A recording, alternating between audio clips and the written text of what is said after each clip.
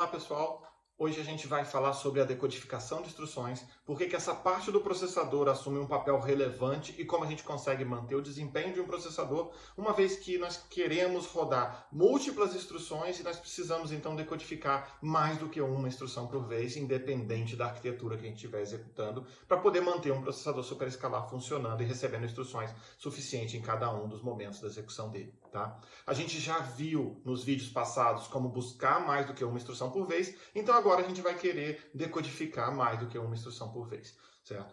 Antes da gente decodificar a instrução, se a gente falar um pouco mais de detalhe, vamos tentar olhar um pouquinho os requisitos nossos. Por que a gente está fazendo isso? Quais são os nossos passos? O que é necessário decodificar? Nós precisamos descobrir o tipo de instrução que nós estamos tratando. Se nós estamos tratando de instrução de controle, instrução de memória, instrução aritmética, cada uma desse tipo de instrução vai demandar campos diferentes e parâmetros diferentes de execução. No fundo, eu preciso saber o formato dessa instrução. E olhar o formato dessa instrução vai ser relevante para a gente poder tomar as decisões para frente de execução. A gente precisa, depois que eu descobrir o formato, descobrir que operação eu vou realizar. Eu preciso mandar os devidos sinais de controle para cada uma das unidades do meu processador para falar o que a LU vai fazer, para poder falar qual é a condição do branch. Então a gente precisa olhar cada um dos nossos campos que tem informações de execução e mandar os comandos corretos para o nosso pipeline, que a gente vai ver mais para frente.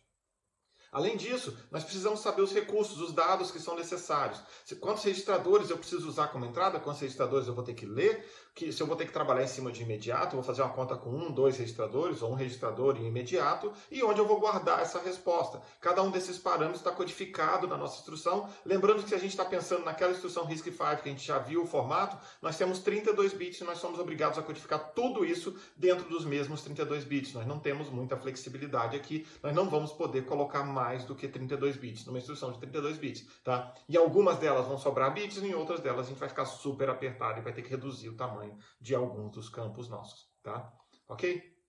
Então, para falar um pouquinho disso, e toda vez que a gente começa a falar sobre decodificação de instrução, vem sempre aquele dilema, RISC versus CISC, CISC versus RISC. Quais são as vantagens, quais são as desvantagens de cada um desses formatos? E antes de falar mais detalhes sobre eles, a gente sempre tem aquela visão de que CISC está aqui desse lado, RISC está aqui desse lado, e a gente tem coisas muito diferentes, mas hoje em dia, na prática, a gente está aproximando e chegando cada vez mais para um meio aqui, onde a gente pega as melhores características de cada um deles para poder montar um processador que é um pouco mais flexível e certamente mais eficiente, tá? Então a gente está mantendo as melhores características dos dois. Se a gente pensar no tamanho de instruções, a gente tem que a arquitetura CISC tem tamanho de instrução variável e a arquitetura RISC tem tamanho de instrução fixo.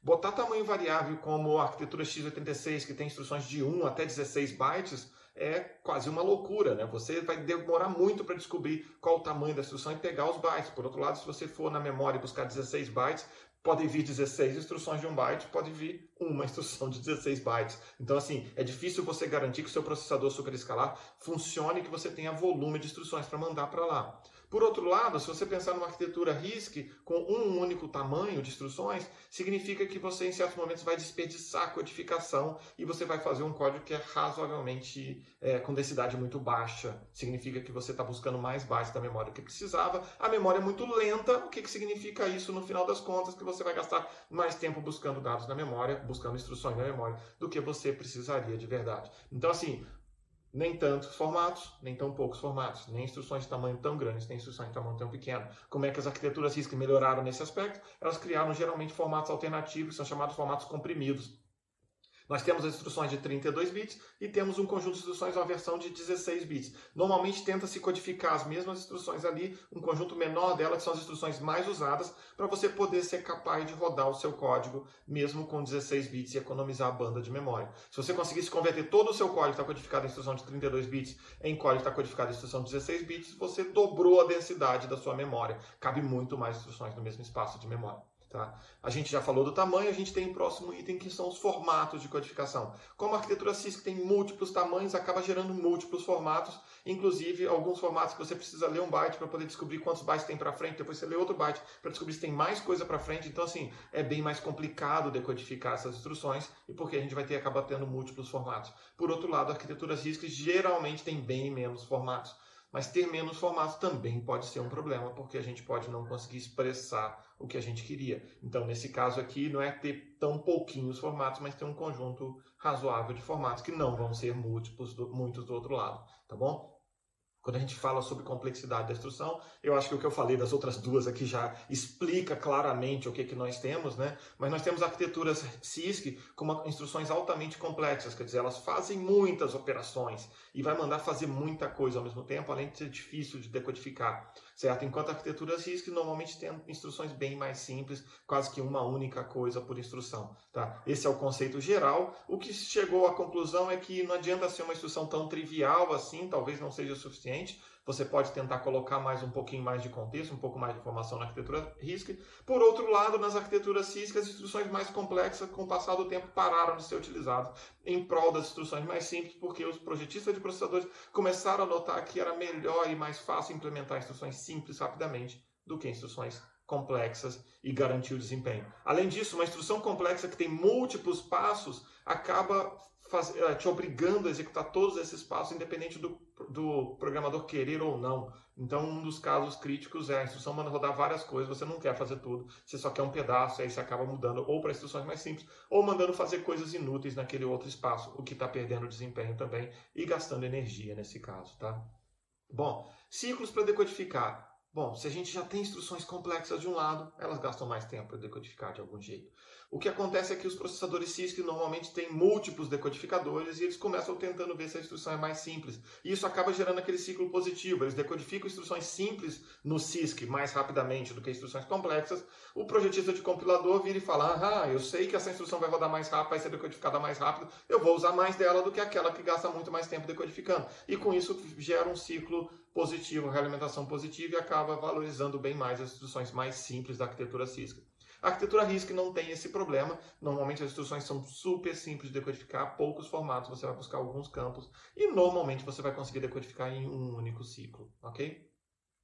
Se a gente precisar olhar os campos da instrução, quer dizer, completar a decodificação significa olhar múltiplos campos. E aí a consequência, o corolário de tudo que a gente já falou, a arquitetura CISC precisa olhar múltiplos campos. Você precisa olhar muitos campos até para descobrir o tamanho da instrução. Então, assim, antes de poder decodificar a instrução, você precisa olhar campos para descobrir qual o tamanho dela, até onde ela vai, certo? Arquiteturas RISC, o que acontece é que nós temos menos formatos, a gente tem menos campos para decodificar. Então, as instruções são mais simples, então é mais rápido para fazer essa decodificação. Então, assim, como eu mencionei, esses são os extremos, a gente vai tentar trabalhar em alguma coisa um pouco mais no meio. Agora, será que isso tudo é realmente relevante? E eu vou dar um exemplo para mostrar como buscar esses cenários, e muitas das vezes o ponto mais crítico aqui é o uso do conjunto de instrução e não necessariamente qual é o que ele está sendo feito. Então tem esse trabalho, Power Struggles, do HPCA de 2013, tá aí mais um artigo, se vocês quiserem ler e reservar para um dos meses, fique à vontade, pode ler esse artigo aí, super legal, faça um resumo para a gente, vai ser bem interessante, tá?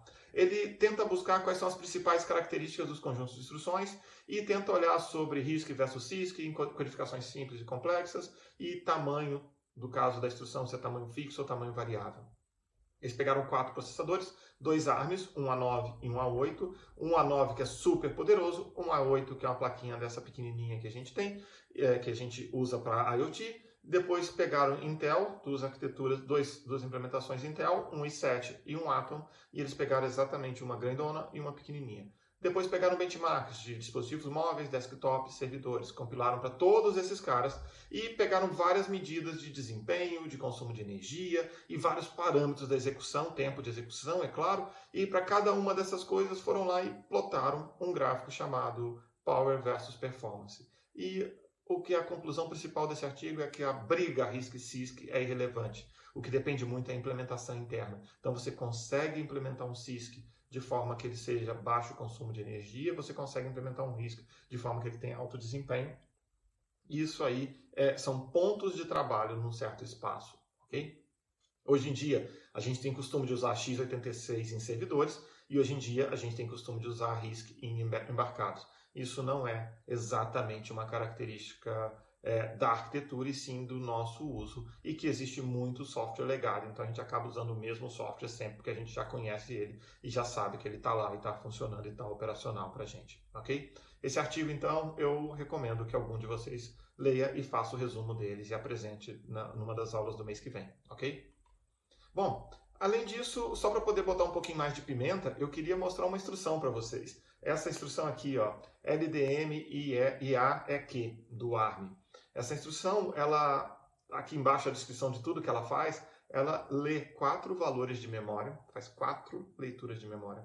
Ela incrementa o endereço de acesso à memória. Ela escreve o valor de 5 registradores, quer dizer, escreve em 5 registradores no banco de registradores. Ela só vai executar se a condição é que, quer dizer, se alguma instrução anterior comparou 2 elementos e deu a resposta que eles eram iguais, ou se testou para 0. Ela vai escrever no PC, porque o PC está lá, então ela vai saltar para algum lugar. E essa instrução também, então, ela é conhecida como ARM Stack Pop and Return from a Function, quer dizer, traz os registradores da pilha e retorne de uma função. O que acontece? Essa instrução é muito mais complicada do que qualquer pessoa esperaria numa arquitetura RISC. Ainda assim, ela é uma instrução de uma arquitetura RISC. Então, a gente tem que parar de pensar, RISC é simples, CISC é complexo. A gente já sabe que muitas instruções CISC usadas hoje em dia são mais simples e muitas instruções RISC usadas hoje em dia são mais complexas. E justamente por isso que a gente tem que encontrar esses pontos no meio do caminho e trabalhar em cima desses pontos, tá bom? Ok? Além disso, tem outras características que afetaram a execução das instruções, mas que estão bem relacionadas com a implementação de arquitetura, que eu vou mencionar um pouquinho aqui. A gente está chamando de características meio que exóticas. Elas são exóticas porque elas aparecem em uma arquitetura e não em outra, então ela aparece em alguns lugares e não necessariamente ela afeta a nossa decodificação, mas pode ser que ela afete o nosso desempenho de forma bem significativa. Elas sempre foram pensadas como uma forma de melhorar o desempenho, mas na prática, a experiência mostrou que ela pode até tentar melhorar o desempenho, mas elas causaram muitos problemas posteriormente, porque essas decisões arquiteturais passadas acabaram sendo levadas para o futuro e ficaram complicadas de serem mantidas depois de um tempo. A primeira delas é o Branch Delay Slot. A arquitetura MIPS tinha isso, significava que depois de toda a instrução de salto, a próxima instrução também seria executada. Então a gente sempre ia executar a instrução seguinte, e ao executar a instrução seguinte, o que acabava acontecendo é que o compilador tinha grande dificuldade em preencher uma instrução ali que precisava ser executada, e aí nas versões futuras fizeram superescalar, perdeu o sentido fazer isso, porque eu precisava colocar 2, 3, 4 instruções no delay slot, isso a gente sabe que a gente não consegue nenhuma, então como conseguir mais instruções? Então acabou perdendo o sentido, e por que deixar uma lá, certo? Acabou gerando uma penalidade para implementações futuras, até que foi removido. Janela de registradores da arquitetura Spark. Ao invés de você salvar registradores na hora de chamar uma função, ao invés da função salvar registradores, que tal criar mais registradores e fazer um conceito de janela? Só um subconjunto deles está disponível, mas na hora que eu chamo uma função, eu rolo isso aqui e eu tenho outro subconjunto disponível, não preciso mover coisa para a pilha nem ler da pilha. O grande ponto aqui foi que era complicado a gente pensar do ponto de vista de quantas janelas sejam relevantes. O compilador começou a ter dificuldade em gerar esses códigos e você vai trocar contexto com o sistema operacional, você tem que salvar contexto maior e no final das contas estourou a janela, você vai ter que mover coisa para a memória. Então, na prática, acabou não sendo muito útil esse conceito, deu um ganho de desempenho, mas futuramente não é uma coisa que foi adotada por outras arquiteturas, por exemplo. E outro item são as codificações VLW, quer dizer, codificação de múltiplas instruções numa única só. São múltiplas instruções independentes, mas que o compilador garante para o microprocessador, para o core, para a sua microarquitetura, que essas instruções não geram efeitos colaterais adversos entre uma e outra. Isso quer dizer, elas podem ser rodadas simultaneamente. Qual é o ponto crítico aqui? O ponto crítico aqui é que é um esforço muito grande para o compilador, nem sempre ele consegue achar essas instruções, e aí na hora de rodar isso na arquitetura ficou uma coisa muito pesada. Esse formato acaba sendo extremamente pesado e a gente tem dificuldade de mantê-lo entre múltiplas instâncias da mesma arquitetura. Então, nesse aspecto aqui, a experiência mostra que eles acabaram causando problemas para o futuro. Então, uma das decisões na hora de codificar instruções é pensar também se a gente está sendo flexível o suficiente para o futuro, mas não tão flexível a ponto de complicar coisas no futuro, e não tão rígido a ponto de complicar coisas no futuro, tá?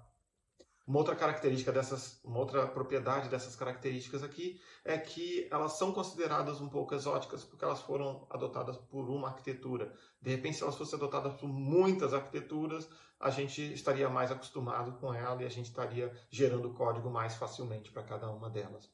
Ok, pessoal? Então a gente vai encerrar esse vídeo aqui. Na próxima vídeo eu vou falar sobre os formatos da instrução e como a gente faz para decodificar esses formatos. Depois a gente vai falar sobre o pipeline de execução e aí como que a gente vai quebrar essa decodificação nesse pipeline. E por fim eu vou falar um vídeo um pouco mais sobre as implicações desses múltiplas fases de decodificação e sobre as múltiplas codificações possíveis. Ok, pessoal? Então a gente encerra por aqui.